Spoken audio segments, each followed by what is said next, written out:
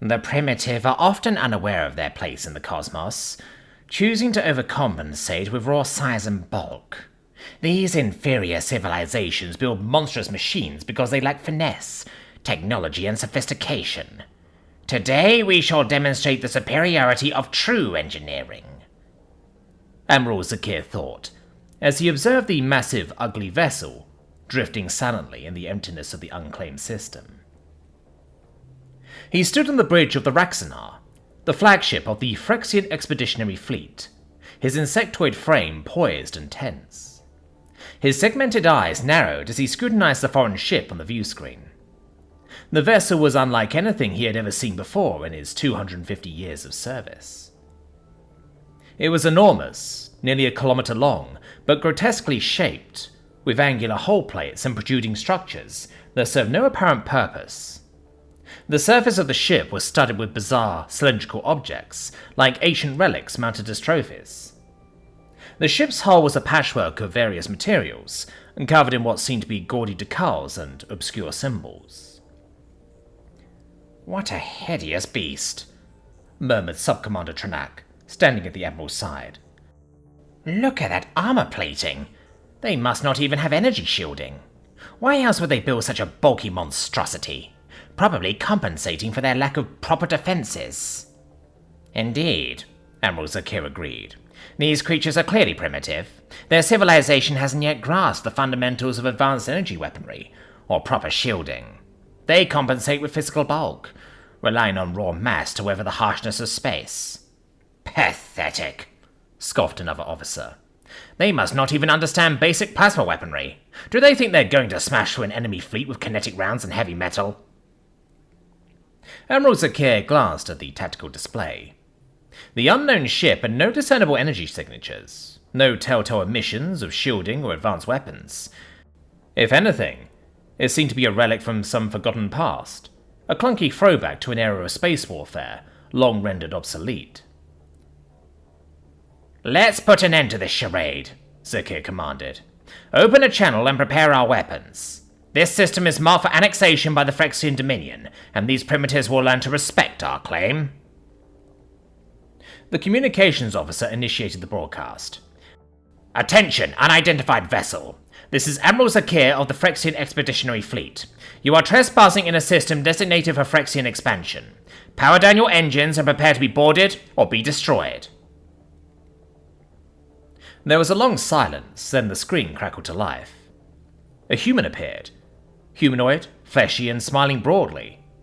The being's hair was long and scraggly, with a worn hat perched precariously atop its head. It looked utterly unconcerned.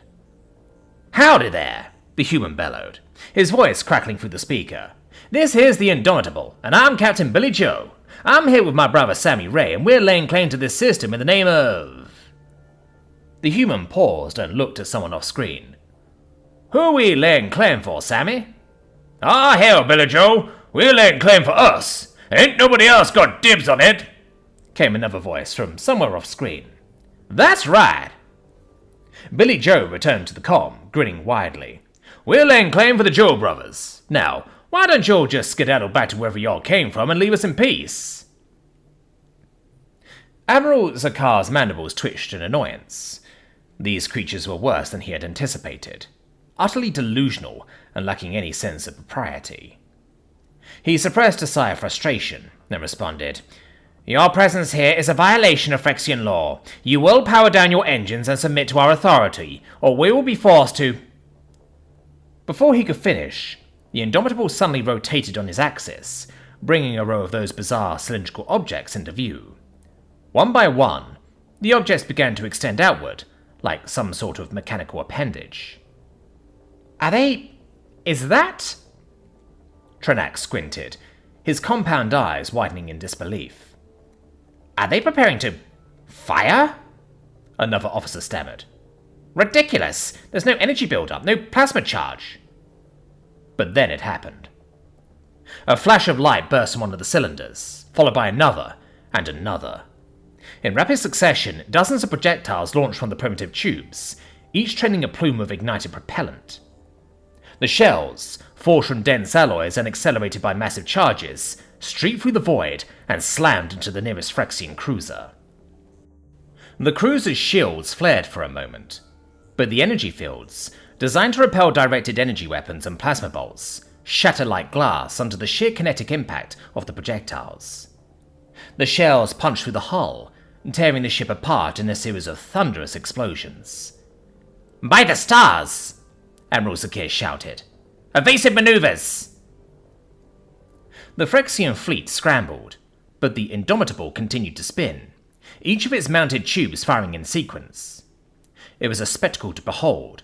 The ship seemed to be rotating like some kind of colossal Gatling gun, unleashing a continuous barrage of high-velocity projectiles. As the ship spun, it cycled its guns, allowing some to reload while others fired, maintaining a relentless rate of fire.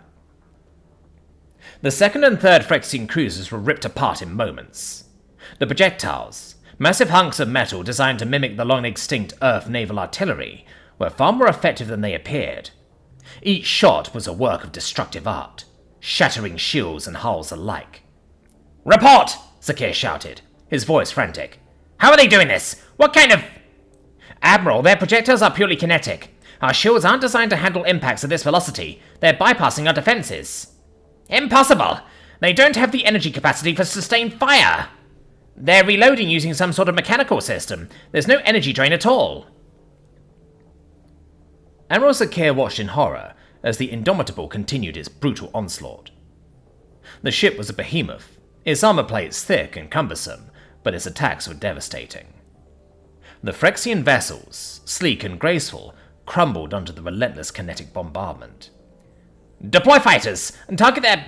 whatever those things are," Zakir ordered, desperation seeping into his voice. Swarms of Phyrexian fighters launched from the remaining ships, streaking toward the human vessel. But as they approached, the Indomitable shifted, revealing a massive structure hidden in the center of the hull. What is that?" Trenak whispered, his voice trembling. The structure was a railgun, an absolutely colossal one, dwarfing even the largest energy weapons the Phyrexians had ever encountered. The electromagnetic coils along its length crackled and hummed as the railgun began to charge. "Admiral, we need to retreat!" an officer screamed. "They're weapons!" The railgun fired. A single enormous projectile, larger than any of the previous ones, shot out of the railgun at incredible speed. It tore through space like a lance of vengeance, striking the Raxanar dead center.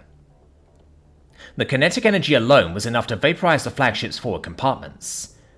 The ship buckled and imploded, its hull twisting and contorting before detonating in a blinding flash of light. Silence reigned on the bridge of the remaining Phyrexian vessels. Admiral Zakir's ship, the pride of the Phyrexian fleet, had been obliterated in a single shot. "Message from the enemy ship, sir," a trembling communications officer reported. The screen crackled back to life, and the human brothers appeared once more, their grins as wide as ever. "Now look here," Billy Joe drawled, leaning closer to the screen. "We ain't got no beef with y'all, but y'all came barking up the wrong tree. We ain't looking for trouble, but if y'all want more of what you just got, we got plenty to go around." "Tell him about the big gun, Billy Joe," Sammy Ray chimed in from somewhere off screen. Billy Joe rolled his eyes. "They already saw the big gun, Sammy. Don't need to brag about it." "But you said—" "Sammy, hush now." The brothers exchanged a few more words, then turned their attention back to the camera. "We're just a couple of good old boys from Florida," Billy Joe continued, his tone suddenly friendly. "We built this ship ourselves, right in our garage, and we just want to settle down somewhere quiet. So, how about y'all just turn around and leave us be? Huh?" The Phyrexian fleet, or what was left of it, didn't need further encouragement. Engines roared to life as the remaining ships turned and fled, leaving the Indomitable to drift lazily through the void. As the last Phyrexian vessel vanished from sensors, Billy Joe leaned back in his chair and chuckled. "Well, that was fun." Sammy Ray's head popped into view. "Think they'll be back?" "Nah," Billy Joe said, grinning. "Next time they'll know better." And with that, the brothers returned to their business, staking their claim on an empty star system far from home. Just a pair of gun enthusiasts living out their dream of peace and quiet in the cosmos. Because out here, there were no rules. Just a couple of old Floridian brothers, their ship full of guns, and an entire galaxy to explore.